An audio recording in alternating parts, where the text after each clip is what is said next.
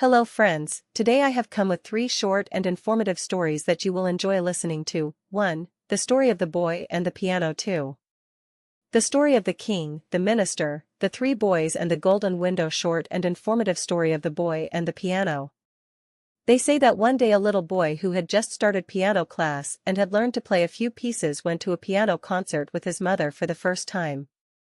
They sat in the front row, and when his mother got busy talking to one of his friends, the boy went backstage out of curiosity and saw a large piano there that no one had sat on.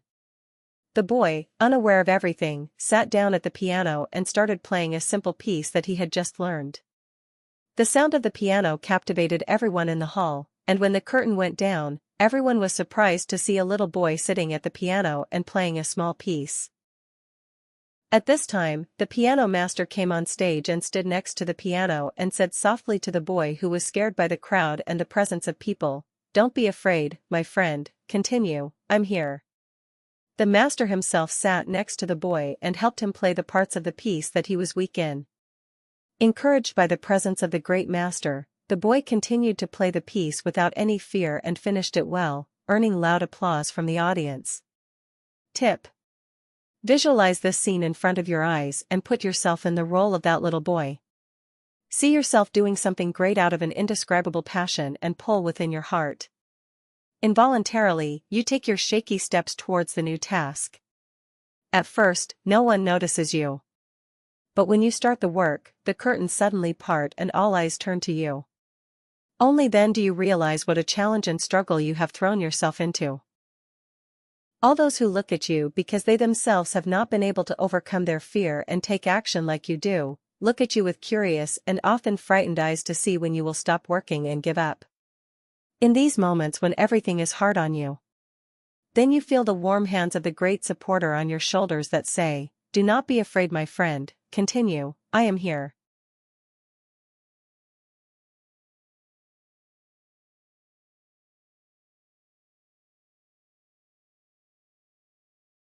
A king wanted to choose his prime minister. 4 great thinkers of the country were called. They were put in a room and the king told them, "The door of the room will be closed to you and the lock of the room is not an ordinary lock but will be opened with a mathematical table. You will not be able to open the lock until you solve that table. If you can solve the question correctly, you can open the door and come out." The king went out and closed the door. 3 of the 4 men immediately started working. There were numbers written on the lock, they wrote the numbers and started working with those numbers. The 4th man was just sitting in a corner. The 3 thought he was crazy.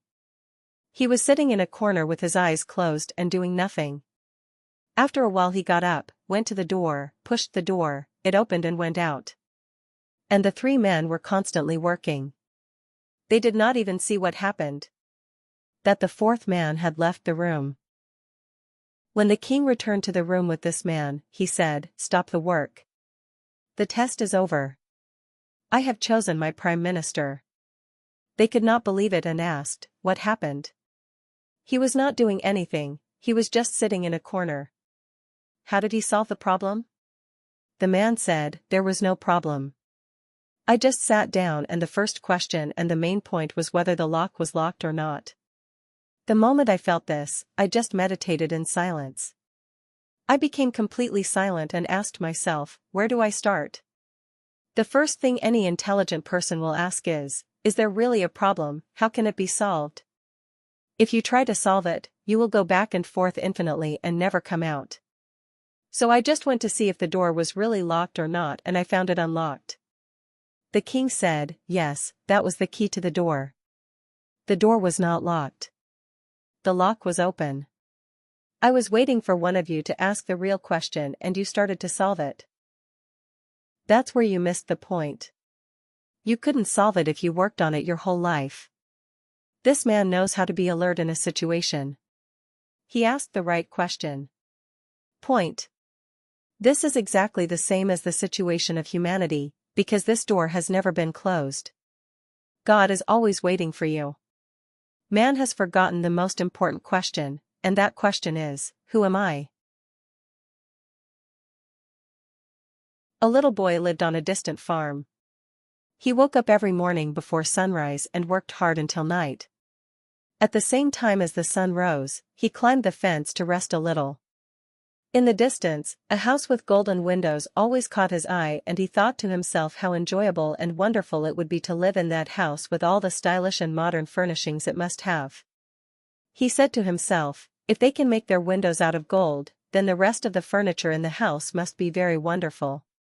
Finally, one day I will go there and see it up close.